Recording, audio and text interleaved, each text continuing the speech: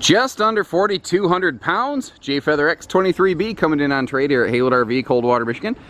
They swapped this out for a big Wolfpack fifth wheel toy hauler. They did a lot of boondocking and dry camping, and they added some very well executed modifications to this to make it a little more friendly that way, like an extra battery, like inverters to be able to run household outlets when you're off grid. Bunch of handy little things.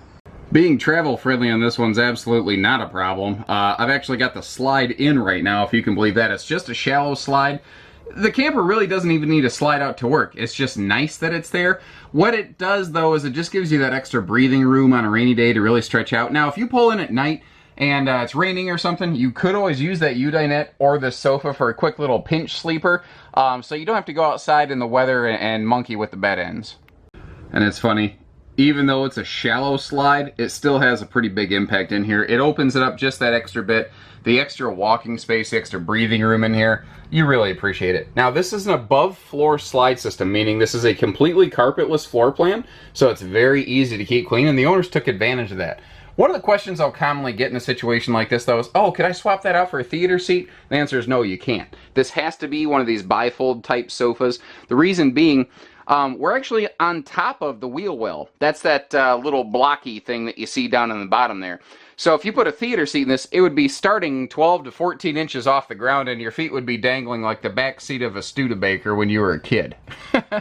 The air conditioner, 13,500 BTU. Being a lot of boondocking, I don't think they used it a whole lot. I do like the extra storage above that slide out here. And what is also nice, little detail things that Jayco always put into these that was easy to miss were things like the little door struts to keep those held open.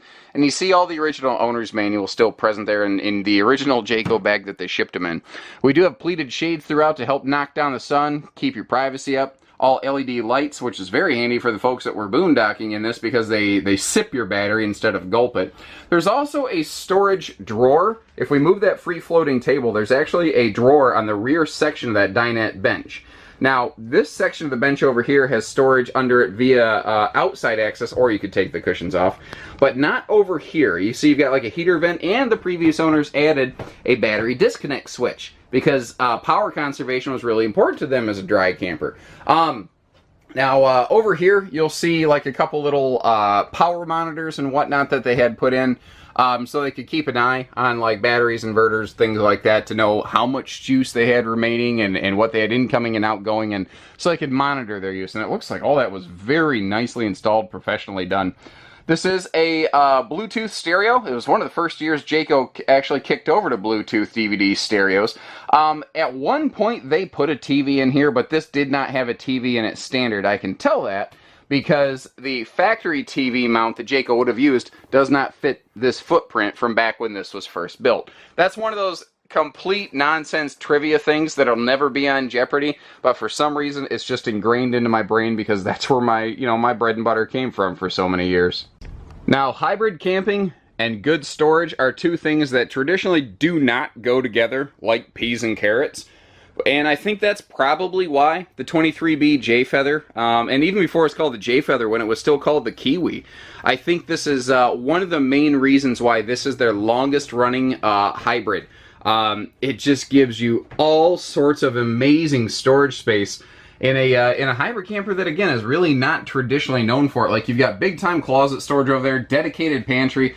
And what's cool about this is it really has a larger kitchen than most hybrids would be accustomed to having. And then I figured, hey, as long as I'm opening stuff up, why not just pop those cabinets open over the sofa so you get a good look up there as well.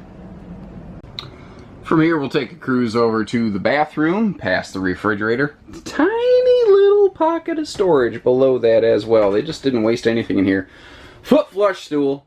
Corner shower with surround paneling and skylight. They replaced the shower head with something that had a little better on-off switch so that, water conservation was on the table. That way they weren't, wasting water in the shower when they were boondocking and only had a holding tank to feed off of. You really have to be a little more conscious and aware of that. What's impressing me here is just the general cleanliness of everything. This is very clean. This has been very well maintained. Now, before I got too far along, and I don't normally do this, but I thought, hey, why don't I take a quick walk around this thing with the bed ends in the up travel position with the slide closed, so you get to see what it looks like on the road. Because the thing with hybrids, when those beds are open, if you're shopping you don't really get a good chance to like take a look at the decals and everything on those doors, you know, and look at the doors in depth to make sure there's no like delamination here or anything. And I don't see anything of that nature going on. This looks nice, clean, well kept. Kind of same thing if we run right down the sidewalls here along the slide out. Oh, we got a window open. We'll definitely have to catch that. You can see there's no peeling, no fade, no ugliness going on. This has been nicely maintained. I am pretty happy with what I see here. Now, there's a couple things like the owners haven't actually transferred their stuff over yet. I just happened to see this out here. So you see they added their own little flag holder on the back, which I think is just awesome, of course. But these little bed latches are something nice here because they, one, they want to catch themselves, but two, they have their own key lock for just strength, security. Just one less thing that you have to worry about. Overall, in terms of exterior condition, all closed up here, I'm pretty happy with what I see. I don't see a single thing that gives me just even a moment of pause or concern. I have not looked at the tires though. Let's do that together real fast. And hey, no surprise, tires look pretty darn good. 14-inch aluminum wheels. Yeah, we look all right. Let's get her opened up so you can see it in campsite mode or destination mode or whatever mode. Now the power awning, power tongue jack on this, I mean, everything appears to be just like working like a charm. By all accounts, this appears to be pretty much turnkey ready.